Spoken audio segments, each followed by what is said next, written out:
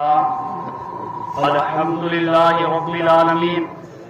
والعاقبة للمتقين والصلاة والسلام على سيد المرسلين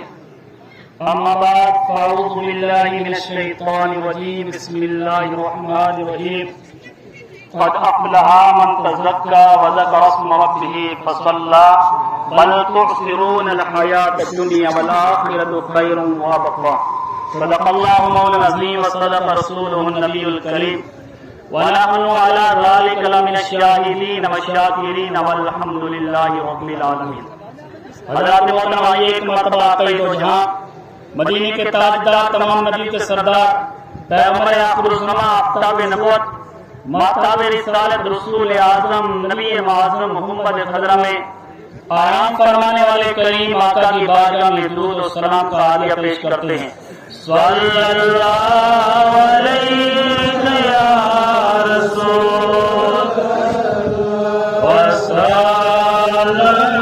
علیہ یا حبیب صلی اللہ علیہ یا رسول وسلم علیہ یا رب کائنات کا کروڑا احسان ہے کہ اس نے یہ مقدس دین عطا فرمایا۔ رب کائنات کا کروڑا احسان ہے کہ اس نے ہمیں سب سے کریم آقا کی امت میں پیدا فرما کے ہزار نعمتوں سے نوازا۔ میری طرف سے تمام حضرات کو عید الفطر مبارک ہو، اللہ تعالیٰ سلامت رکھے، آئندہ پھر ہمیں یہ خوشی عطا فرمائی۔ اور آپ حضرات کے سامنے وقت کی بڑی قلت ہے، تفصیل سے بیان کرنے کا نہیں ہے، چند باتیں رکھوں گا کہ میں نے آپ حضرات کے سامنے کلام مقدس کی ایک آیت کریمہ کی تلاوت فرمائی۔ قد افلح من تزکیٰ، بے شک مراد وہ پہنچا جس نے اپنے رب کا ذکر کیا، بے شک مراد کو وہ پہنچا جس نے اپنے رب کی راہ کو پکڑا، بے شک مراد کو وہ پہنچا جس نے اپنے رب کے قوانین پہ عمل کیا، اور بے شک مراد کو وہ پہنچا جس نے کریم آقا کی سنت کو زندہ کیا۔ رب کائنات نے رمضان المبارک کا مہینہ عطا فرمایا، اور اس مہینے میں نمازیں، تراویح، قرآن کی تلاوت، افطاری، سحری، یہ ساری عبادات میں شامل ہیں۔ اور اس کے بعد یہ خوشی ہمیں عید کی عطا فرمائی، اور فرمایا جس نے نماز پڑھی، جس نے اپنے رب کی راہ کو پکڑا، بے شک وہی کامیاب ہوا۔ جس نے اللہ کی رضا کے لیے روزے رکھے، جس نے اللہ کی رضا کے لیے تراویح ادا کی، جس نے اللہ کی رضا کے لیے کلام مقدس کی تلاوت کی، جس نے اللہ کی راہ کے لیے صدقہ فطر ادا کیا، جس نے اللہ کی رضا کے لیے زکات ادا کی، بے شک وہی مراد کو پہنچنے والا شخص ہے، بے شک وہی کامیاب ہے۔ حضرات محترم، آج ہم دنیا کی کامیابی کو ترجیح دیتے ہیں، لیکن خالق کائنات ہمیں ارشاد فرما رہا ہے، خالق کائنات ہمیں آگاہ فرما رہا ہے کہ مراد کو پہنچنے والا وہی ہے جس نے اپنے رب کا ذکر کیا، جس نے اپنے رب کی فرما برداری کی، جس نے اپنے رب کی نعمتوں کو نعمت سمجھ کر ان پر عمل کیا، جس نے مقدس مہینے کا ادب و احترام کیا، وہی مراد کو پہنچنے والا ہے۔ دنیا اکثر معمول ہوتا ہے کہ وہ دنیا کی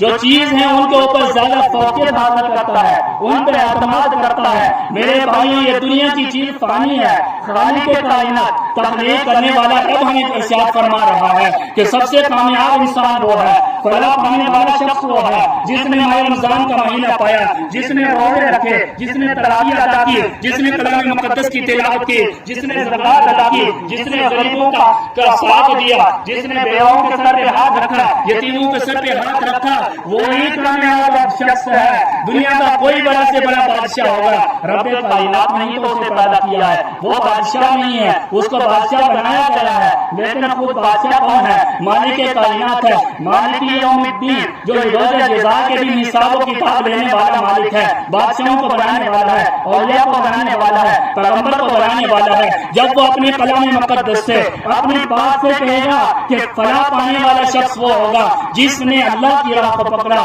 جس نے نماز پڑھی، جس نے اپنے نفس کو تزکیہ کو صاف کیا، اپنے نفس کا محاسبہ کیا، اپنے وجود کو صاف کیا، اپنے نبی کی شریعت پر آیا اور اپنے رب کی عبادات کے اوپر عمل کیا، وہی شخص کامیاب ہونے والا ہے۔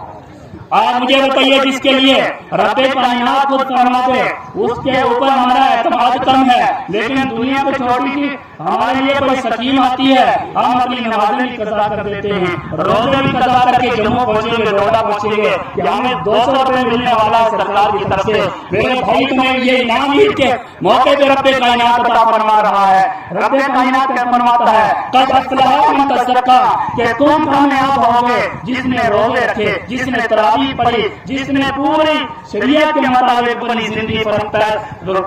زندگی کو آگے لے کر چلا، وہی کامیاب ہے۔ اور جس کے لیے رب کائنات ارشاد فرما دے تو اور اس کی بخشش نہیں ہوگی تو اور کیا ہوگا؟ تو ہم نے آج یہ عید کا دن ہے، یہ مبارک دن ہے اور رمضان مبارک مصر عزیزہ ہو گیا۔ رب کائنات ہمیں پھر یہ رمضان کی بہاریں عطا فرمائے، رب کائنات پھر زندہ ہم سب کو یہ خوشی عطا فرمائے۔ یہ رمضان کا مہینہ ہم سے جدا ہو گیا، آج عید الفطر کا دن ہے اور عید الفطر کے لیے رب کائنات نے فرمایا یہ بھی بڑا مقدس دن ہے۔ اس کے لیے ارشاد فرمایا کہ رب کائنات رمضان مبارک میں ہر گھڑی میں 6 لاکھ لوگوں کی بخشش فرماتا ہے ہر دن میں، اور اسی طریقے سے جتنے رمضان مبارک میں بخشے 27ویں میں 1 رات میں بخش دیتا ہے، اور پھر رمضان کے آخری رات جب ہوتی ہے رب کائنات پورے مہینے کے لوگوں کی گنتی کے برابر جتنے لوگ بخشے گئے تھے، ایک دن سے 6 لاکھ کو ضرب دیں گے 30 سے کتنا بنے گا، اتنے لوگوں کی بخشش فرما دیتا ہے۔ اور پھر فرمایا کہ اللہ تبارک و تعالیٰ کی طرف سے عید کی رات ایک ندا کرنے والا، ایک پکارنے والا پکارتا ہے، اللہ کی طرف سے آتا ہے کہ آج رمضان الوداع ہو چکا، آج عید کی رات ہے، اے میرے بندو، اے اللہ کے بندو، اللہ کی طرف متوجہ ہو جاؤ، اللہ سے توبہ مانگ لو، اللہ سے بخشش مانگ لو، اللہ تبارک و تعالیٰ تمہارے گناہوں کو معاف فرماتا ہے کہ یہاں تک کہ صبح ہو جاتی ہے۔ اے سچا فطر ادا کرنے والوں، سچا یہ فطر نکال دو، اے زکات ادا کرنے والوں زکات نکال دو، اے پریشان آدمی اللہ کی بارگاہ میں گھر رہو، اللہ کی بارگاہ میں کھڑے ہو کر اللہ سے التجا کرو، اللہ آج تمہیں بخش دے گا۔ اور نبی کریم صلی اللہ علیہ وسلم نے صحابہ سے فرمایا تم بتائیے کہ ایک آدمی پورے مہینے مزدوری کرتا ہے اور اس کی مزدوری سے کم ملنی چاہیے، فرمایا جب کام ختم کر لے، تو فرمایا جس نے رمضان مبارک کا مہینے میں روزے رکھے، تراویح پڑھی، نماز پڑھی، زکات لی، فطرانہ ادا کیا، اس کے لیے کیا مزدوری ہے؟ تو فرمایا رب کائنات نے کہ میں اپنے فرشتوں کو گواہ رکھ کے انہیں بخش دیتا ہوں، اور وہ مزدوری دینے کی رات ہی عید کی رات ہے، لہذا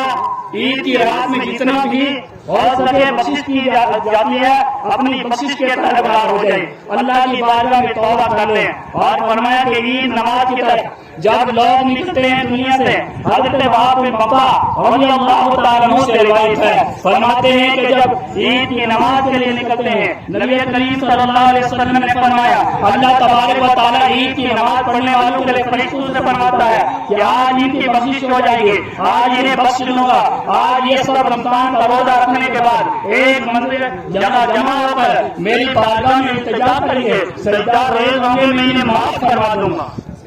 اور فرمایا کہ شیطان تاق میں ہوتا ہے، شیطان کیا کرتا ہے؟ تاق میں رہتا ہے کہ آج زور سے چیخے مار مار کے دھاڑے مار مار کے روتا ہے